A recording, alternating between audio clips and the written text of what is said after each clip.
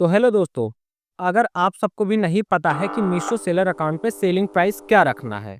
मतलब बहुत सारे सेलर्स के मेरे पास कमेंट आए हैं कि मैं अपना एक नया प्रोडक्ट बेचना चाह रहा हूँ, बट मैं ये डिसाइड नहीं कर पा रहा हूँ कि सेलिंग प्राइस क्या रखूँ।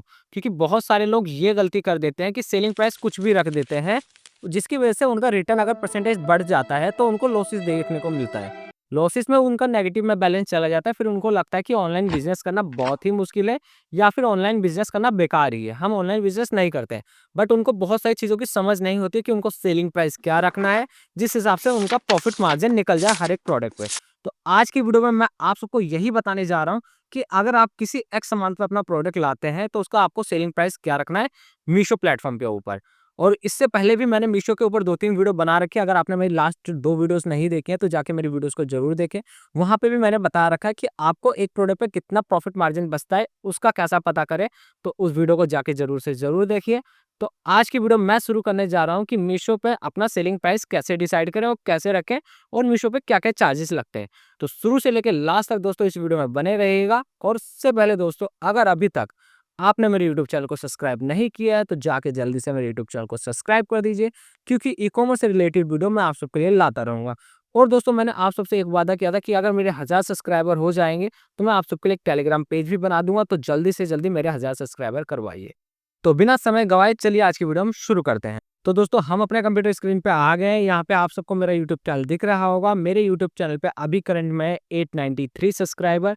जल्दी से जल्दी मेरे सब्सक्राइबर बढ़वाइए और 1000 सब्सक्राइबर से ज़्यादा करवाइए, ताकि मैं आप सबके लिए एक नया पेज बना सकूँ। तो दोस्तों, चलिए आगे की वीडियो हम शुरू करते हैं। यहाँ पे आपको मेरा मीशो का टैग दिख रहा होगा। यहाँ पे मैंने एक अपने प्रोडक्ट को एडिट कर रखा है। तो उसका सेलिंग प्राइस मैंने डाल रखा है 155। तो 155 में मेरा क्या कट रहा है, जीएसटी कट रहा है, टीसीएस कट रहा है, टीडीएस कट रहा है। उसके बाद मेरे को बैंक सेटलमेंट 146 रुपीज़ दिखा दिया है। मतलब 10-12 रुपए का गैप कर दिया है। बट 155 रुपीज़ जो मेरा सेलिंग प्राइस रखा, क्या मेरा ये सही है?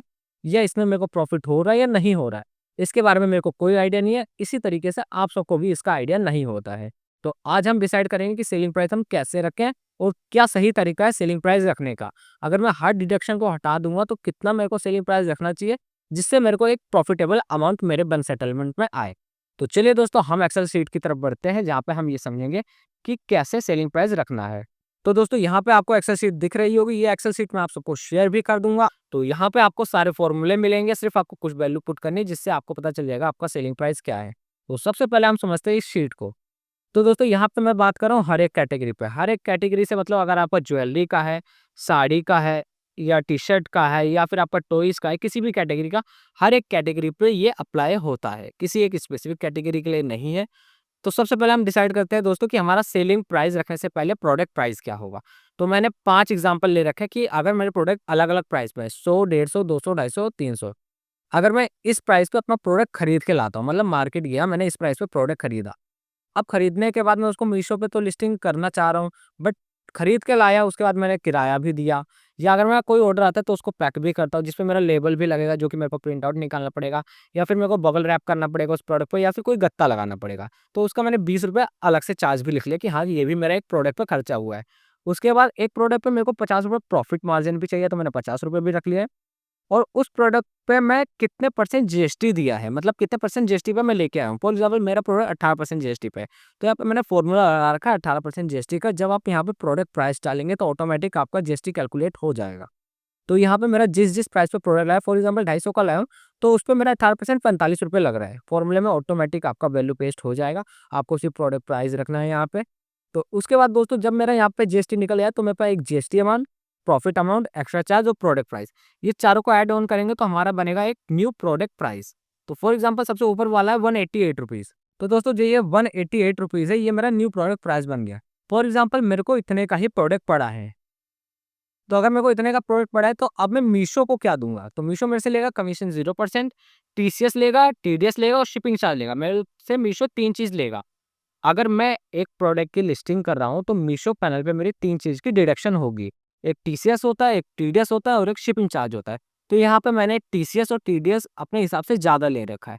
अगर आप सबको पता करना है कि आपका टीसीएस या टीडीएस कैसे निकाला जाता है और कैसे निकलता है, तो दोस्तों उसका फॉर्मूला टीसीएस निकालने का फॉर्मूला आपको अपने सेलिंग प्राइस का 0.5% वैल्यू जो होगी वो आपका टीसीएस होगा और 0.2% जो वैल्यू होगी वो आपका टीडीएस होगा। तो इससे आपका टीसीएस और टीडीएस निकल जाएगा। उसके बाद दोस्तों ये जो शिपिंग चार्जेस रखे हैं, ये मैंने क्या सोच के रखा है, अगर आप नीचे देखेंगे तो मैंने दो चीजें दे रखी है, एक है फॉरवर्ड शिपिंग चार्ज, एक है रिटर्न शिपिंग चार्ज। अगर आपका प्रोडक्ट कहीं भिजवा रहे हैं, मतलब कोई ऑर्डर आता है उसको भिजवा रहे हैं, तो आपके वेट के हिसाब से उस पे आपका शिपिंग चार्ज लगेगा। तो यहाँ पे मैंने दे रखा है कि आपका वेट होगा, जिस हिसाब से प्रोडक्ट का वेट होगा उस हिसाब से उसका लोकल का, रीजनल का और नेशनल का क्या चार्ज होगा। फॉर एग्जाम्पल मैंने जो ये 100 रुपये का प्रोडक्ट खरीदा था उसमें मैं 90 रुपीज़ चार्ज लग रहा है। 90 रुपीज़ मतलब मैंने हायर चार्ज दे रखा है नेशनल लेवल पे।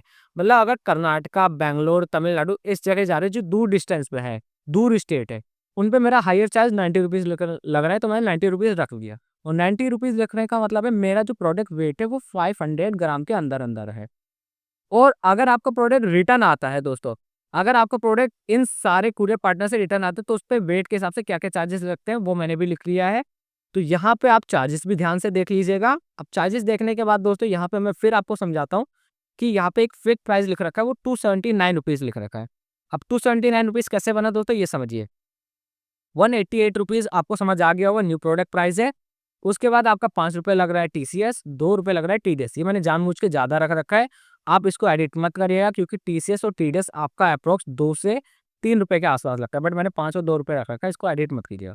उसके बाद हमारा ऐड ऑन होता है शिपिंग चार्ज। शिपिंग चार्ज आप अपने हिसाब से रखिएगा, एक बार देख लीजिएगा शीट में कि आपको शिपिंग चार्ज क्या रखना है, आपका प्रोडक्ट वेट क्या है और वो किस स्टेट में जा रहा है। इन दोनों चीज़ से आप अपना शिपिंग चार्ज डिसाइड कर लीजिएगा। उसके बाद एक फेक प्राइस बन जाता है 279 रुपीज़ का। अगर मैं सारा ऐड ऑन करूँगा 188 रुपीज़, 5 रुपए, 2 रुपए और 90 रुपए, ये चारों ऐड ऑन करूँगा 279 रुपीज़ बनेगा। बट आपको 279 सेलिंग प्राइस नहीं रखना है, आपको सेलिंग प्राइस रखना है 299, क्योंकि कभी भी आप सेलिंग प्राइस रखते हैं तो आपको अपना सेलिंग प्राइस 9 की रेंज में रखना है। फॉर एग्जाम्पल 599, 549, 699, 649, 999, 849, मतलब लास्ट में 9 वाली रेंज होनी चाहिए, इस हिसाब से रखना। अब आप ये मत सोचना कि आप 279 रख लेंगे या 269 रख लेंगे। आपको एक अमाउंट रखना है जिसका मतलब 50% या 100% वाला हो। जैसे कि 249 250 के आसपास, या आपको 300 रुपए मतलब 299। आपको इस हिसाब से प्राइस रखना है। मेरे हिसाब से आप सबको समझ आ गया है।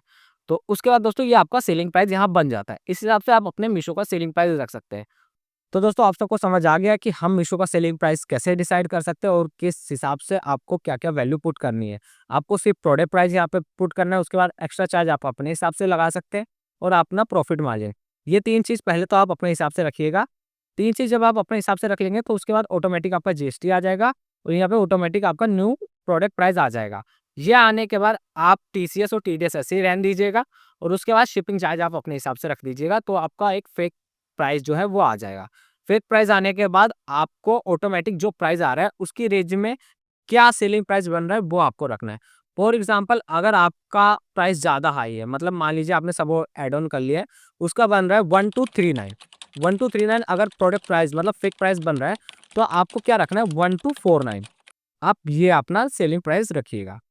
तो बस दोस्तों आज की वीडियो में इतना ही। अगर आपको वीडियो समझ आ गई है तो मेरी वीडियो पे कमेंट करना ना भूलें और वीडियो को लाइक करना ना भूलें, और दोस्तों मेरी वीडियो को ज़्यादा से ज़्यादा लोगों को शेयर कीजिए, ताकि जैसे आप सबको भी समझ आ रहा है कि ऑनलाइन बिजनेस कैसे करना चाहिए, वैसे और लोगों को भी समझ आए कि हाँ ऑनलाइन बिजनेस करना आसान है, बट हमें थोड़ी समझ होनी चाहिए। और दोस्तों चैनल को सब्सक्राइब करना ना भूलें।